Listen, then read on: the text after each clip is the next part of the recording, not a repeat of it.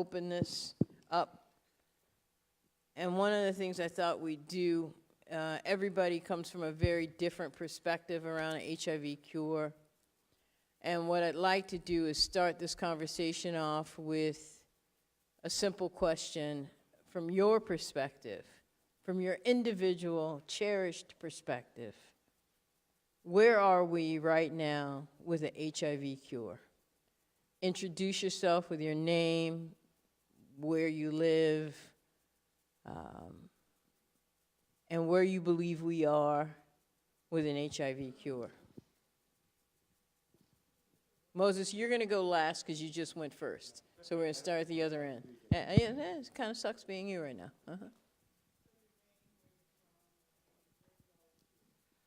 Well, the first part is easy. I'm Reverend Rob Newells from Oakland, California. I serve as Executive Director of AIDS Project of the East Bay, and along with Jeff, I co-chair the amfAR Cure Cab. I'm also co-chairing the AIDS 2020 Local Planning Group. And where do I think we are with the cure? Yeah, I have no idea. I'm a community advocate, not a researcher. That's your job. But we are too far away from a cure as far as I'm concerned. And I think we are far away from not only the research part of getting a cure, but the community preparation of getting a cure. We're too far away. We're talking about when we'll get a cure when we haven't been talking to the general population. We've been talking about people that we think are at most, that would most benefit from a cure, that are actually thinking about HIV on a regular basis, but we're not talking to the folks that don't think about their HIV on a daily basis. And so I think that's why we're too far away from a cure. Thanks, Rob. My name's Jeff Taylor. I'm from Palm Springs, California, and I'm with Rob. I'm on the amfAR cab as well as the CARE Collaboratory cab at University of North Carolina. And I think it's 1987. It really is. We're at very, very early days. There's a glimmer of hope, just like ACT helped a few people for a little while, but we're a long ways away from, a magical cocktail that's going to stop this disease. And we're seeing trials, it's encouraging, that are putting the approaches together. So these cocktails, I call them kitchen sink combinations. We just kind of throw things together in the hope that something will work. But I mean, that's really where we are right now. We've got one unicorn, Timothy Brown, who can prove that it's possible, so he gives us hope. But, but yeah, it's 1987, and we've got a long ways to go. And as Moses was saying, we need to be, revving up our activism. We need another act up to make sure that we get to that finish line. I'm legit now, Jeff, thanks. My name is Danielle Campbell, and I am a member of the AIDS Treatment Activist Coalition, and I'm also here with the DARE Collaboratory. I guess sort of continuing in a thread of truth-telling on today's panel, I believe in the science and the directionality of the smartest people on the planet to push us and propel us to a space of cure, but I believe that we are not as far as we need to be in terms of social justice and health equity. I think there are large swaths of folks who are missing from cure conversations, and I would challenge you all to challenge yourself to figure out why that is. Is it something that's historically accidental, or is it something that is intentional? And just sort of corralling some of the prevailing themes of Liz Barr's talk this morning about where cure studies are situated around the globe, most in the US, but when you look at the global epidemic of folks, to sort of bring home what Moses was saying, it's on the continent of Africa. So when we look at the disparities as to where cure studies are happening for a wide variety of scientific, political, and economic reasons, we really need to bring home the concept. Why are certain folks missing from the conversation of cure? And that should guide the science moving forward.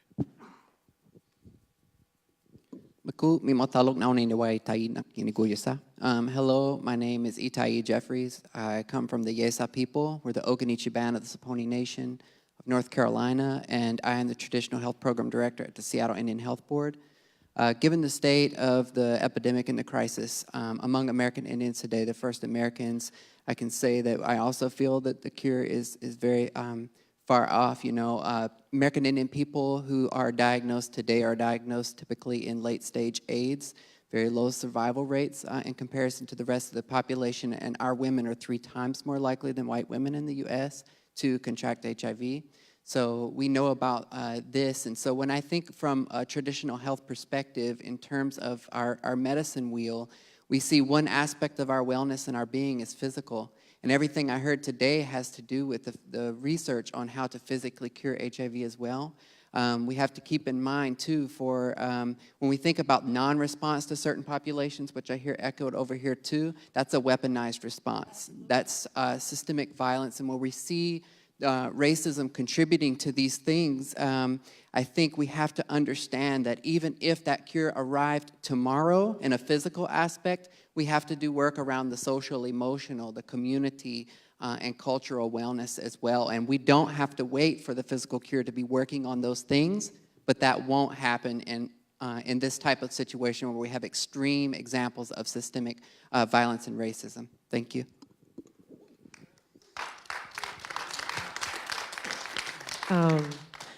My name is Tranisha Arzah. I'm a defeatHIV CAB member, and I don't really have much to add to all of that. That was all really spot on. But I'll just quickly add that, again, just to iterate what the folks up here said, that, yeah, when we're talking about HIV cure, that we are talking about people, right, foremost, and that those are the conversations that I want to be involved in, and that there's a lot that we need to do as community before people participate and are willing to participate in these clinical HIV-related cure research trials.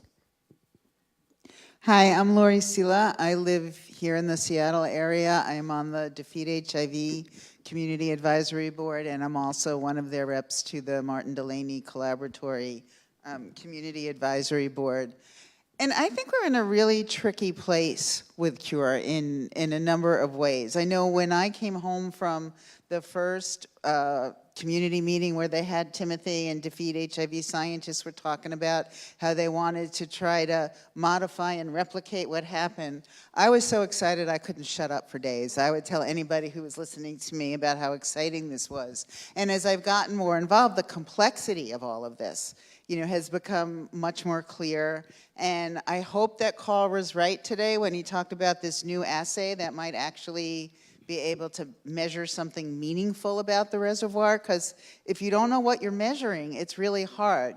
Before we had a biomarker like viral load to talk about, progression of HIV, it was really hard to know stuff, and we don't have that kind of a biomarker at this point for knowing how we're doing around cure. And I think we're also in a tricky place because depending on where you live, if you live in a place that has access to 1 pill a day treatment that has minimal side effects and high efficacy and low barriers to becoming resistant, and you have a guaranteed supply and a way to have your meds paid for, to ask people that are in that situation where you can take a pill a day that's no more difficult, not much more difficult than a vitamin, and be healthy, how do we ask people to submit to some of the risks involved in some of the things that we're doing around HIV treatment, on the one hand?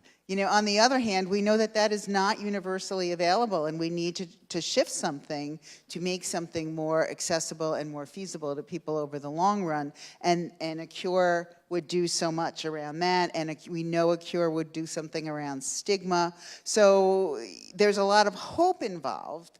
And I think we have no way of knowing when the next breakthrough is coming. So in the beginning, we couldn't have imagined AZT, and then we couldn't have imagined, combo art, and now we're talking about long-acting injectables. And so the fact that we can't see it today doesn't necessarily mean that we're far away. And so I think we need to have, committed resources and vision and the sharing of information and really bringing the brightest minds together. And I think that there are a lot of attempts to do that, which really make a difference in where we are with cure. And there was something else I wanted to say and I forgot. So if I think of it, I will share that later. But I think we are in oh, I know what it was. I think it is really important that we be inclusive and look at who is involved in the conversation, who's being included in trials, who is conducting trials. I think if we look at the demographics of the people who are conducting trials, they're not going to be very reflective of who we need to have in the trials. And we have to balance that with people not wanting to be guinea pigs. So yes, we want to be inclusive, and we also want people to have the right to say, well, no, I don't want to be the first human in which you do that. So I think there's some trickiness and some finessing, and we really have to be in dialogue and listening to each other around different perspectives around, you know, where we can go and what the directions are and the best ways to do that. Thank you. Thank you so much, Moses Supercharger. Like I said, have so much hope in the cure. We just need to keep our heads high, just to keep doing what we do. But I really believe in empowering our community. We need to move with our community together. Just imagine if you get the cure tomorrow, you'll have a problem with Africa, like you are having right now with art. The major reasons why we're having art challenges in Africa is because we were not involved in the art at the beginning, at the very beginning, when it was being discovered. Africa, the community was not involved. They just brought it later on. So that's why there are so many adherence challenges, accessibility, every acceptability, everything. So my urge is that with the cure, I need to start involving community right now by breaking down the hard science of cure. We need to start breaking down the hard science so that they can understand what we are talking about. When you talk about gene therapy reservoir, how can you break it down into a simple language understood by an ordinary person in Africa? I mean, that's what we need to start with when you talk about the cure. Thank you. Well, thank you. I want to thank you all for opening comments, but I want to kind of take us a little bit left and bring us back a little bit right? Because I want to take us to U equals U, right?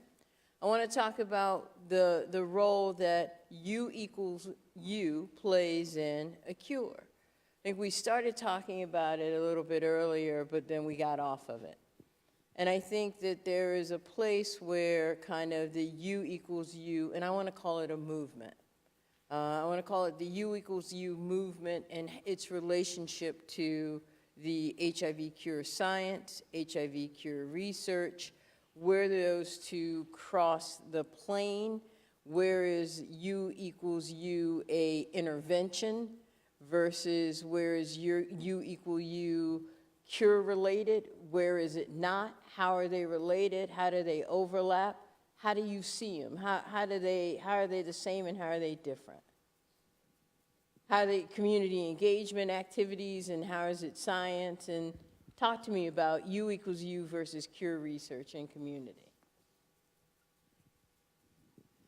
You know, I think the U equals U contributes in some ways to hesitancy around participation in some trials, because I think what's happening is we're doing a better job of getting that message out. Stay on your meds, be durably suppressed, and then you won't transmit the virus to anybody, and that is a really important message to give people. So then if you start talking to people about trials with treatment interruptions, people are saying, well, wait a minute. You know, my doctor told me I have to take my meds all the time. And people have gotten that message and internalized that message. And it's good that they have. And it's important not only for U equals U, but for maintaining your health. And then we're saying, and here's a study, and you might go off your meds, and if you do, you might become undetectable, and we don't know when and if you're going to become undetectable, but it's like, I mean, you know, detectable again, not undetectable. And, you know, I think what we really need are, you know, home testing kits so that I could monitor myself at home every day and say, oh, do I have viral rebound if I'm on a treatment interruption? And then I don't have to be burdened and go to a clinic. And then I could have more knowledge and more power. Am I still undetectable. So I think we need to think about what kind of technology can there be in place so people can continue to know they're undetectable. And then I think we need to have informed consents and conversations with people that are in trials about the fact that they may become infectious again if they're in a study that includes a treatment interruption. Now, if you don't have a treatment interruption, then likely you would still remain undetectable. So it becomes, I think, less of an issue in trials that don't include treatment interruption. So I think there's definitely impact. Personally, I think the relationship between U equals U is, when you look at all the studies, the cure research studies, they're all targeting somebody who is undetectable. They're all looking at somebody who will be treated, undetectable, then given a cure intervention.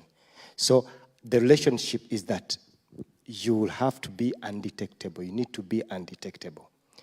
This program, we have started receiving it in Africa, the U equal U.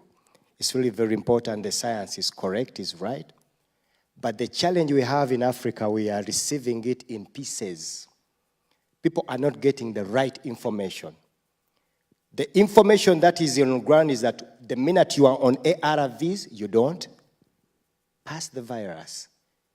But the science is you must be on treatment, take it correctly, be undetectable. You must be undetectable. So I think that is the relationship between cure and U equals U, is being undetectable. So I bring a whole lot of my cousins to this work with me, and I have a whole lot of cousins that have lots of different opinions, but a group of my cousins honestly believes that there's already a cure, right? Come through, Rob. And if there's already a cure, then you're just trying to get this you're trying to keep me on meds to get money. It's all about it's follow the money, right? I have a set of cousins that really believes there's a cure, and HIV medications are for profit only. And then I have some other cousins that find themselves a little more savvy, and they say, y'all been telling me we've already got the tools to end the epidemic in this country. We've got PrEP and we've got treatment as prevention. We don't need anything else. Why are you still experimenting on folks, right? Because there's medical mistrust, which is real, which we gloss over quite a bit and never really address. And we wonder why black folks aren't in our studies because we have not addressed the medical mistrust. And so U equals U in relation to cure research is, why should I be in a study if we've got what we need? Danielle? Yeah, I was gonna try and come on out there, but I think Rob sort of hit the overarching theme of what I wanted to cover. But I think, U equals U is a great public health message, and I don't think it's being marketed as such. Like, the HIV folks have owned that message, and we've not disseminated it to other public health communities that can benefit from the advocacy arm of how effective it's been at reaching the world and shifting the paradigm when we talk about sex positivity and disease transmission, right? But I think just as a woman who does work where the rubber meets the road, there's this lack of translatability when you look at African American or black folks, when you look at women, when you look at the treatment cascades and you go down the 90-90-90, Black folks are more likely to be diagnosed, less likely to be virally suppressed, less likely to be in situations socio-economically where they are contending with their HIV diagnosis on a day-to-day basis. So U equals U is great, but in certain populations, you'll miss the boat each time because they have so many other social factors that get them to a place of acceptance before you talk about them being virally suppressed. And the message isn't that there's almost zero risk of transmitting HIV to your partner. The message should be that for how long you need to be virally suppressed, right? Because if you're already talking to folks who aren't virally suppressed, then the message gets skewed. Well, I'm just gonna get undetectable and then I can't pass it to my partner. So we still have a work to do around the dissemination messaging of U equals U in this, fantabulous public health messaging campaign. So I believe in it, but again, I think just as someone who is representative of a racial ethnic demographic that is often missed and overrepresented in this epidemic, remember that. Hello again. One thing that I think of is that U equals U is not even reaching American Indian communities. In fact, we're still trying to raise awareness that people need to get tested. And if you think about Indian Health Service, it's funded at about 50% of need, and so there's barriers there. And then the historical barriers to even accessing care, comfort of going to seek a medical professional. When we think about the era of eugenics for American Indians, it ended very recently, and so there's still a lot of distrust of medical establishments. So I think the mountain is really steep for getting that information out there. So whether or not this is, that conversation of U equals U and cure, we're not even having that conversation, and we're not at that table. So I guess it's one of the things, I serve on the Believe CAB, and that's one of those things I've done HIV vaccine CAB work, and I've been involved in HIV vaccine work, HIV cure research, and, we don't see a lot of people of color, researchers and scientists in this work. I think we look at who are the participants in HIV cure research. It's a low N in most of the studies as it is. And they are older. And I think that there is some level of altruism there. I think it's older white guys are willing to take this risk. And I mean, why is that? Why is it that older white guys are like, okay, why is it? I mean, why do you think older white, I'm looking at you, Jeff. I was going to say. I've known you long enough where I feel like I can look at you and say, hey, old white guy, why are y'all doing this? Y'all all in Palm Springs going, okay, why not? All white guys never die, they just moved to Palm Springs. But so I think part of it is historical. The disease was first recognized in the gay community. And not just the white, overwhelmingly white, but we need to acknowledge that, anybody can be gay. But I think historically, they were the ones, and it was a result, I think, of the political climate at the time. That's when the gay community was first finding its political voice, and suddenly AIDS hit it, and hit it hard. And that's why people turned to that political activity towards AIDS. So I think it's a real historical coincidence. But so I don't think there's anything... Sure. Okay. I'm asking HIV cure specifically, right? Because I think there's an anomaly I really see in HIV cure. I mean, it's really white and it's really male. Yeah. So there are a number of reasons for that. I mean, the reason I was kind of going back into the history is because they got involved in research. They're really invested in research. That's why we're alive. I think in the gay community, people recognize that. So that's where that altruism that you're talking about comes from that older generation. You talk to the younger millennials, and they're like, maybe I don't want to do this. I've got a life to lead and, a job and bills to pay. So I think that's historically why we got there. But in terms, a lot of it is just all the social and economic injustices that we live with in this country, right?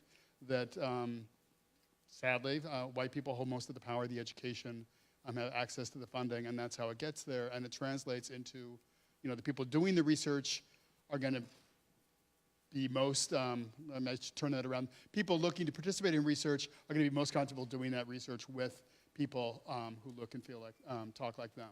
So I think, and that's true in any community, right? So I think that's why that's happened, and it's not a good thing. And some of us have been beating the drum for years, saying we have underrepresented populations. This is not a gay white male epidemic anymore. It's completely shifted. We've been trying for decades to get more women involved, more people of color involved in studies. And there's all these structural obstacles to that in terms of, having clinics in the right place, having clinics in the communities where people need them, having providers who are of that community so they can build that trust, the medical mistrust that Rob was referring to, and just making it physically easier so people have jobs, can go on weekends and evenings. And it just, because there's limited money, it's always a deciding factor. Nobody wants to put in the extra time and money to make that happen. And until we stand up and say you have to, it's not going to happen. We have like 10 minutes left, so I want to make sure people can... Let me just add for that. I think we don't see more, particularly gay black men, participating in cure studies, because most of the studies are in the United States, and I think, if most of the studies are in Africa, you see more black men in studies, right? But The altruism isn't as strong, I think, because we don't see the epidemic like white gay men saw it in the 80s, and we don't see, we're not as connected to our brothers and sisters on the continent of Africa. I think if we were as connected to our African roots, then there would be more altruism in African American men and women to participate in studies. Yeah, some questions right here? Did you both have questions? Well, I have a comment. I mean, I think, you know, what I see every day, and I work at San Francisco General Hospital, and I see, you know, people coming in for, I work on the research floor, and I see things. I mean, I think some of it is that the researchers pick the lowest hanging fruit. They make assumptions about people, they make assumptions about their ability to show up, which sometimes is true. I mean, you know, they have a history of especially gay white men, at least in San Francisco, who participated in trials from day one. There's just a lot of things that go on that don't really have anything to do with really asking the person to join the trial per se. It's more like, oh, you're a good candidate, you know, you'll show up, you know, you can understand what we're doing, you can ask questions, you'll take your medication. I mean, it's just a whole lot of that going on. That, you know, I think people are aware of that, but it's so ingrained in the research culture that it's really hard to break that. And it's like, where is the research going on? Because like San Francisco is 3% black now.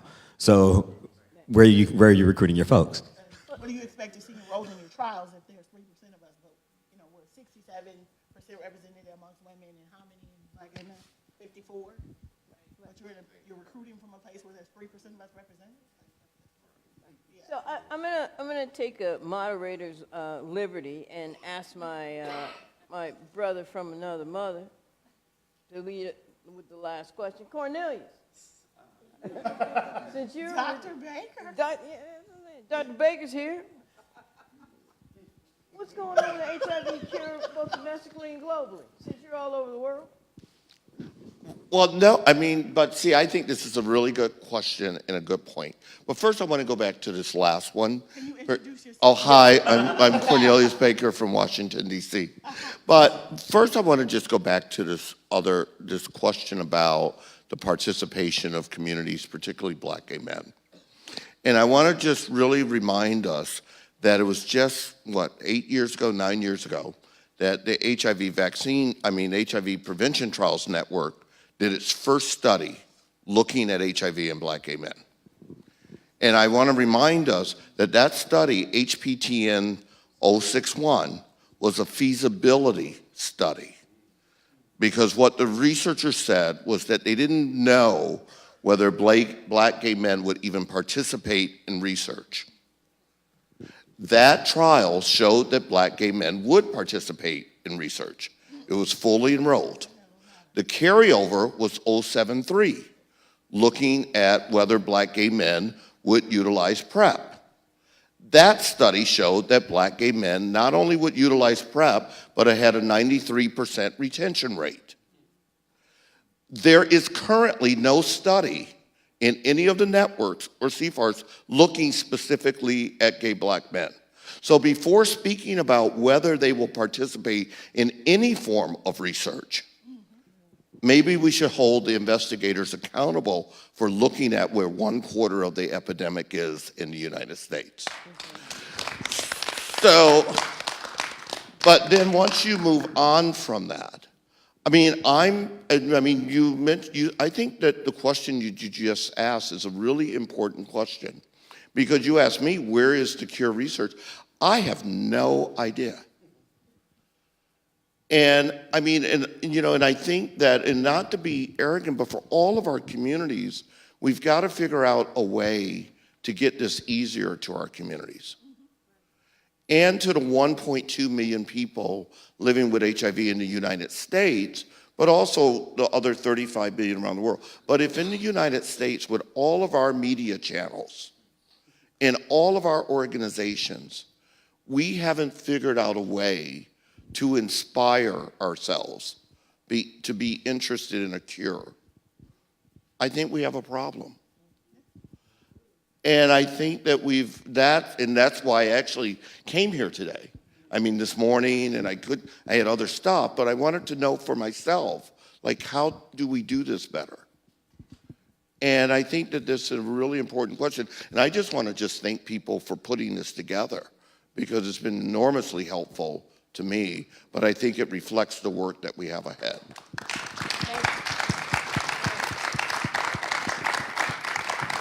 So, any last minute comments? Because I have to wrap up before Michael kicks me again. No? I want to thank everybody. I want to thank our panelists. I love you all. I know you may not always feel that love come from me, but I do love you all. Thank you very much. Y'all can stay right there if you want. Don't worry about it. So we just have one last piece of business.